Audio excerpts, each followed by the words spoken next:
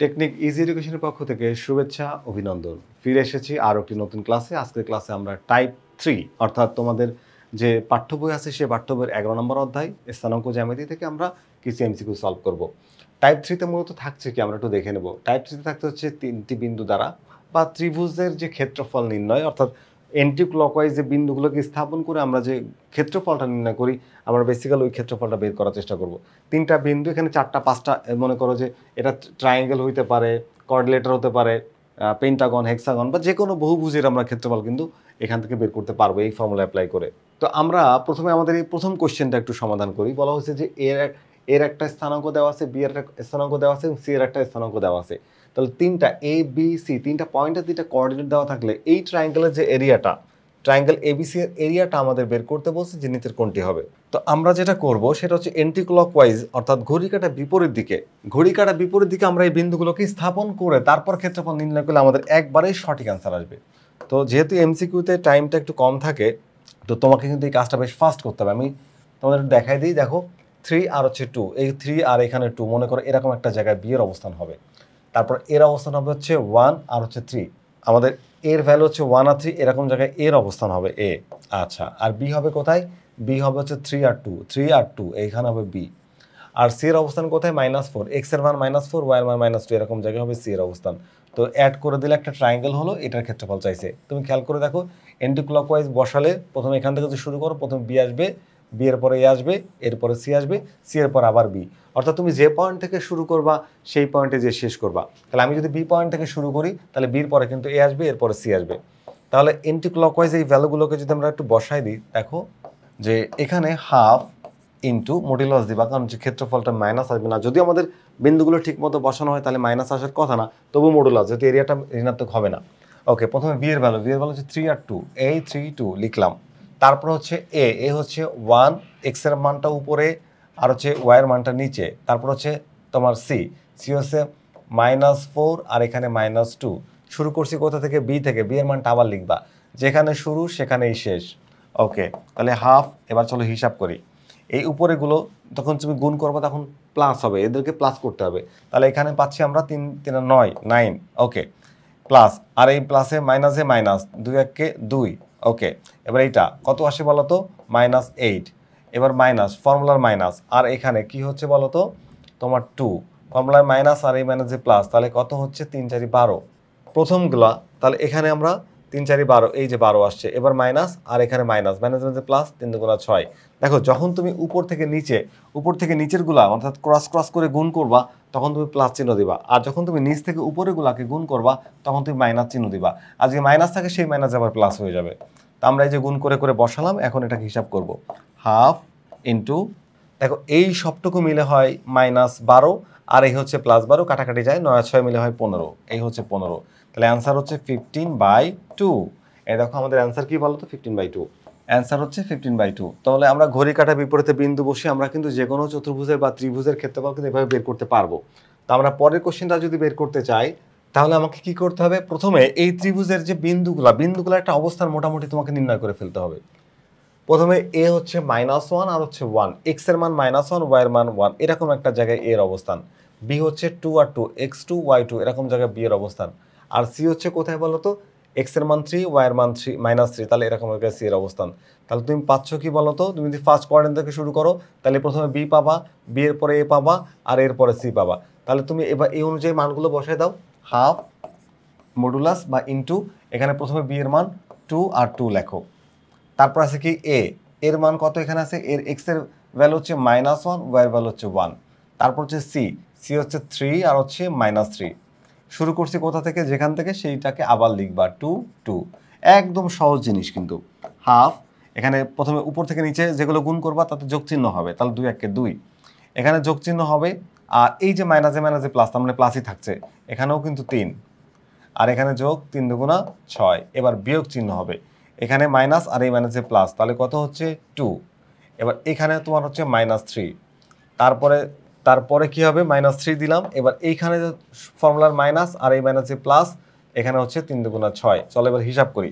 Half, এখানে এই +3 আর -3 কাটা যায়, +3 আর -3 কেটে দিলে বাকিগুলো সব যোগ করলেই হবে। তাহলে এখানে ছয় ছয় 12 আর হচ্ছে 4 16 16, এই 16কে 2 দ্বারা ডিভাইড করা হয় 8। এই 8ই কিন্তু আমাদের এই কোশ্চেনের অ্যান্সার, 8 বর্গ একক। এই দেখো আছে 8 বর্গ একক। ওকে, তার মানে একটা কোশ্চেন যদি তুমি ভালো করে বুঝে নাও তাহলে কিন্তু সবগুলো তুমি পারবে।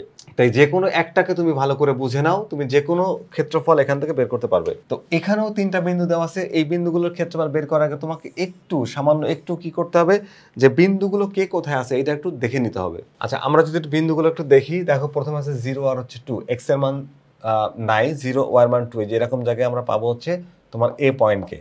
তারপরে বি হচ্ছে তোমার -2, এক্স এর মান -2, ওয়াই এর মান 0, এখানে পাবো হচ্ছে বি পয়েন্টকে। আর সি হচ্ছে এক্স এর মান 1, ওয়াই এর মান -1, এটা হলো সি পয়েন্ট। তাহলে এরপরে বি, বির পরে সি। ঠিক আছে, তুমি এখান থেকে যাত্রা শুরু করো, এরপরে বি, বি এর পরে সি, সি এর পরে আবার এ।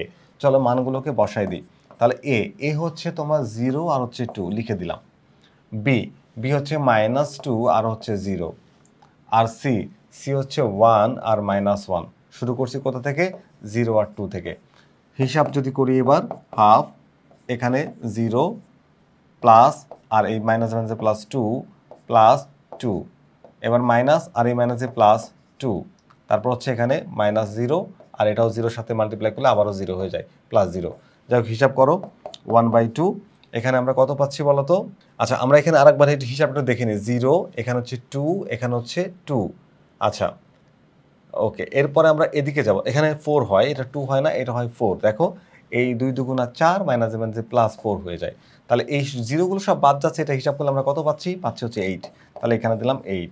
8কে 2 দ্বারা ডিভাইড করলে হয় 4, তার মানে 4 বর্গ একক। তাহলে 4 বর্গ একক হচ্ছে আমাদের এখানকার ক্ষেত্রফল।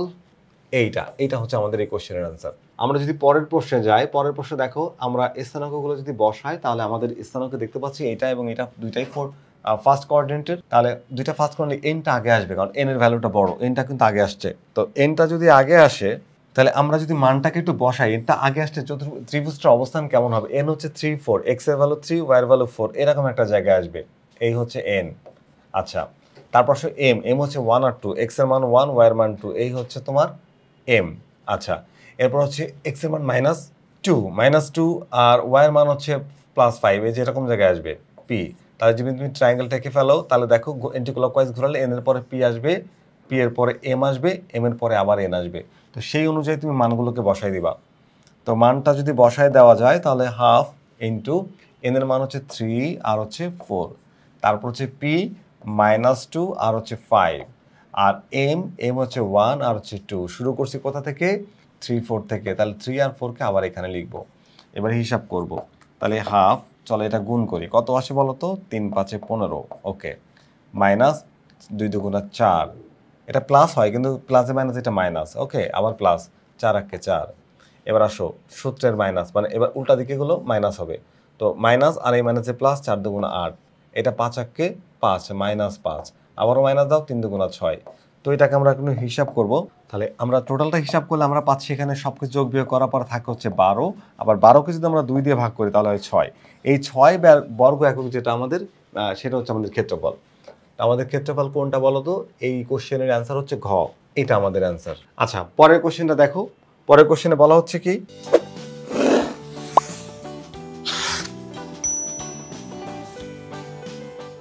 আমাদের পরের কোশ্চেনে বলা হচ্ছে যে এবিসি এর ত্রিভুজ এবিসি এর শীর্ষত্রয়, এ একটা পয়েন্ট দেওয়া আছে, বি একটা পয়েন্ট দেওয়া আছে, সি একটা পয়েন্ট দেওয়া আছে, ঘড়ি কাঁটা বিপরীতে আবর্তিত, মানে তোমাকে আর কষ্ট করে সাজায় দেখা লাগবে না।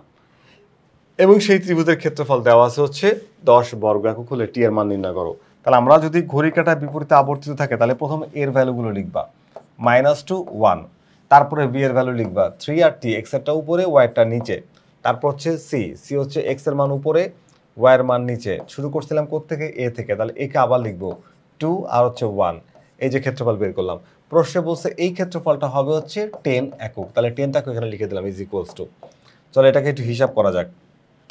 যদি হিসাব করি তাহলে হাফ, প্রথমে এইটা -2t যোগ হবে, কিন্তু প্রথমগুলোর ক্ষেত্রে যোগ, এখানে কত হয়? প্লাস 3 5 15, প্লাস এই প্লাসে মাইনাসে হয়ে যাবে মাইনাস, তাহলে 1 1 1। ওকে, এবার ফর্মুলার মাইনাস, এগুলো নিচ থেকে উপরেগুলো হচ্ছে মাইনাস হবে, উপরেগুলো হচ্ছে প্লাস হয়, নিচেগুলো মাইনাস হবে, তাহলে মাইনাস 3 1 3 লেখো। এটা মাইনাস আর এই মাইনাস, মাইনাসে মাইনাসে প্লাস টি, তারপরে এখানে কি হচ্ছে? +10। Equals to 10। তো আমরা এইটাকে আবার ওই পাশে পাঠাই দিই, এইটাকে ওই পাশে পাঠাই দিই, তাহলে কি হয়ে যাচ্ছে ওখানে 20 হয়ে যাবে।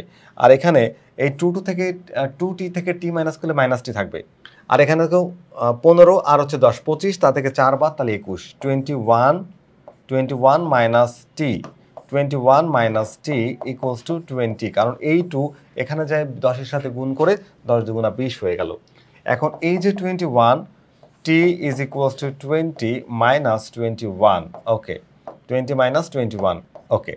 আমরা এখানে মাইনাস টি থাকবে, তাহলে এখানে আমরা পাচ্ছি কি বলতো, মাইনাস টি ইকুয়ালস টু -1, দুই পাশে মাইনাস বাদ দাও, টি সমান সমান 1। এই টি সমান সমান 1 হচ্ছে আমাদের কোশ্চেনের অ্যান্সার। বলা হয়েছে টি এর মান কত, দেখো টি এর মান কিন্তু চলে আসছে, তাহলে টি এর মান হচ্ছে এই ঘ 1। আমাদের পরের প্রশ্ন দেখো, পরের প্রশ্ন দেখতে পাচ্ছি যে এখানে একটা চিত্র দেওয়া আছে, একটা ফিগার। এই ফিগারটাকে ভালো করে খেয়াল করো। এক্স ওয়াই অক্ষের উপরে এক্স এক্সিস এবং ওয়াই এক্সিসের উপরে এবি একটা লাইন, এবি লাইনের দুইটা কোঅর্ডিনেট আছে, এখানে একটা কোঅর্ডিনেট আর এখানে একটা কোঅর্ডিনেট। দেখো এখানে এক্স এর মান হচ্ছে 4, ওয়াই এর মান 0, তার মানে এই যে লাইনটা, এই লাইনটার লেন্থ হচ্ছে 4, আর এখানে যে সাইডটা, এই সাইডটার লেন্থও কিন্তু 3, কারণ হচ্ছে এখানে এক্স এর মান নেই, ওয়াই এর মান, তাহলে 3 আর 4। এখন বলা হয়েছে কি, আমাকে কোশ্চেনে কি বলা হয়েছে বলো তো?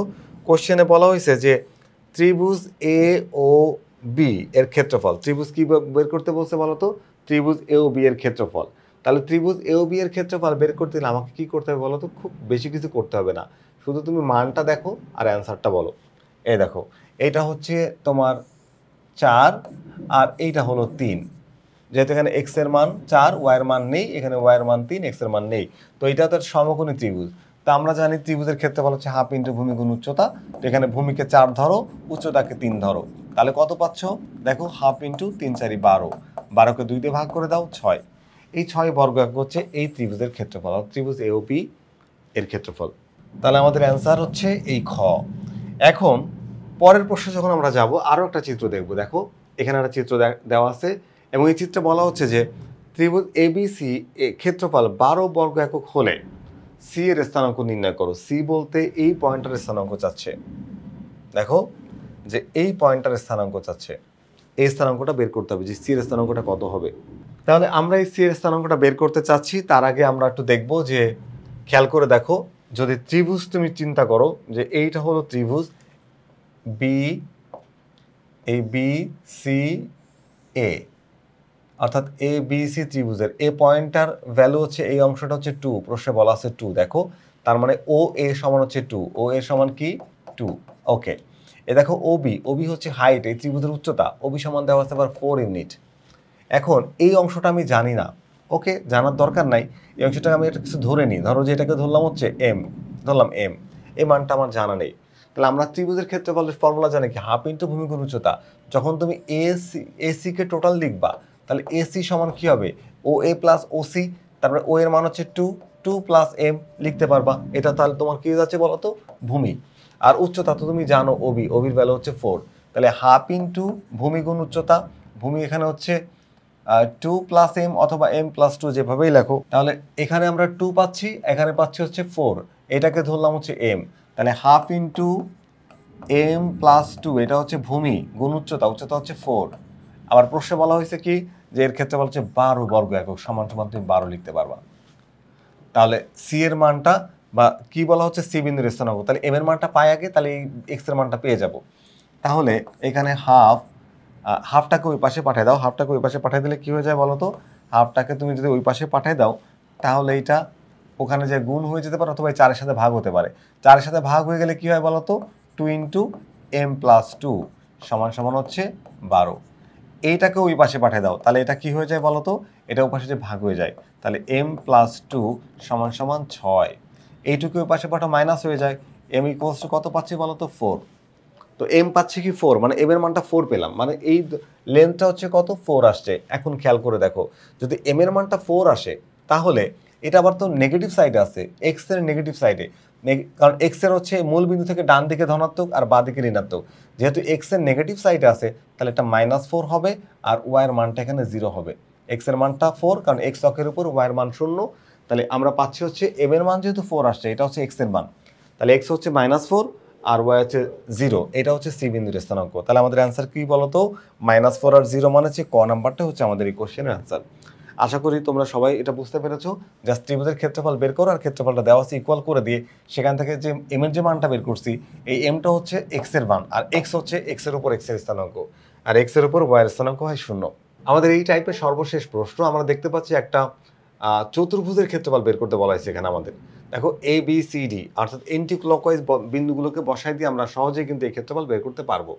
দেখো এই চিত্রটায় যেভাবে মানগুলো দেওয়া আছে এগুলো আসলে ঘড়ির কাঁটা বিপরীত দিকে সাজানো আছে, কারণ এই প্রথম দুইটা ফার্স্ট কোয়াড্রেন্টে এবং এটা এক্স অক্ষের সাথে, এটা ফার্স্ট কোয়াড্রেন্টে পড়বে।